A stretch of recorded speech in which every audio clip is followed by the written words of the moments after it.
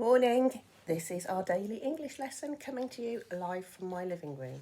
Okay, right, starting to get a little bit more used to this, but it's still very, very strange.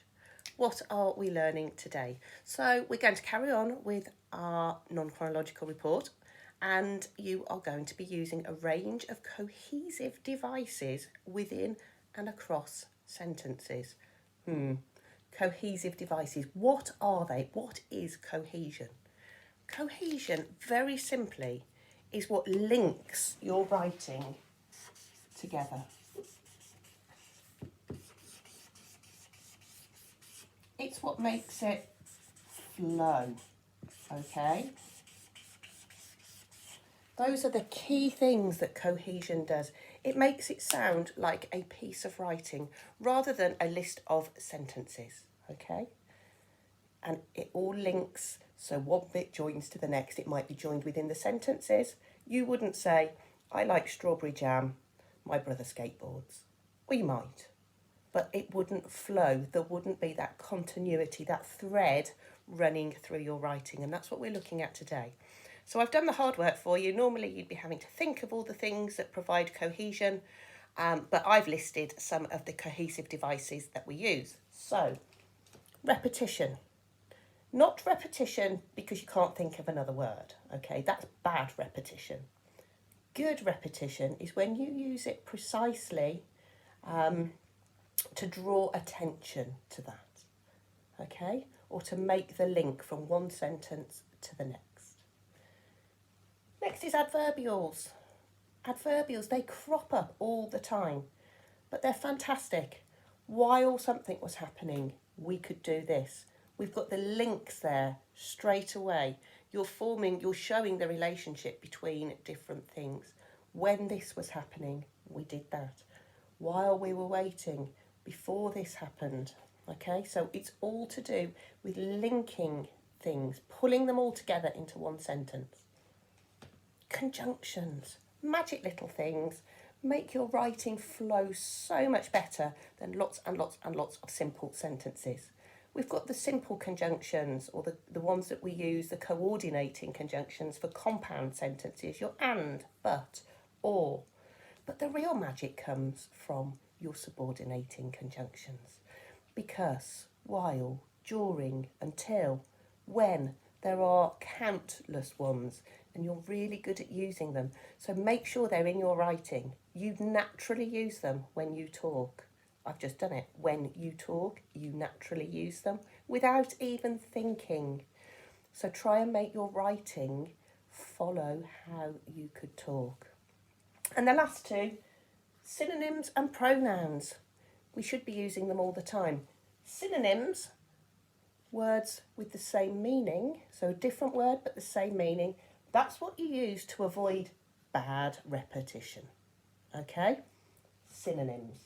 And pronouns. I don't think I even need to write that because you do all use them. You're really good.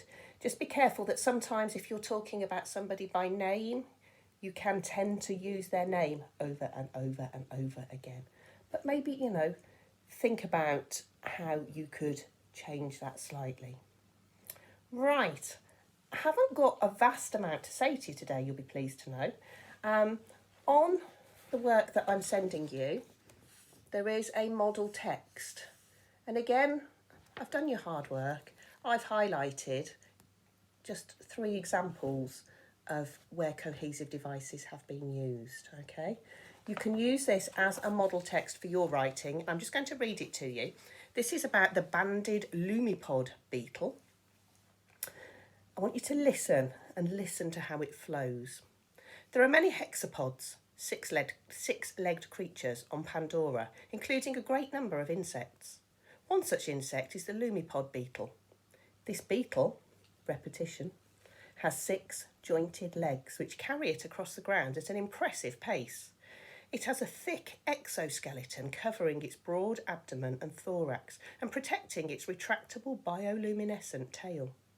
The sizable tail is almost double the length of the beetle and mimics an electric ground viper when seen at night. This ingenious adaptation ensures that larger predators are less likely to pursue the creature in the dark due to the snake-like appearance of the tail. Due to the snake-like appearance of the tail, we have got an adverbial. Lumipods have two compound eyes at the front of their head, which also glow with a bioluminescent light. Their eyes are made up of several thousand individual lenses, consequently enabling the creature to see a much wider area than the human eye, despite not being particularly large. Despite is one of our lovely subordinating conjunctions. Sharp, forked mandibles above the mouth allow the beetle to crush its food, though it also has a second set which are jagged and used when fighting. The banded lumipod gets its peculiar name from the black and grey bands around the abdomen, which are dual function. They help with camouflage, but also secrete a toxic venom if ingested. There are around 20 species of lumipod on Pandora, including banded, flying and spotted. Okay, use that as a model text. Use it to give you a little bit of structure to yours.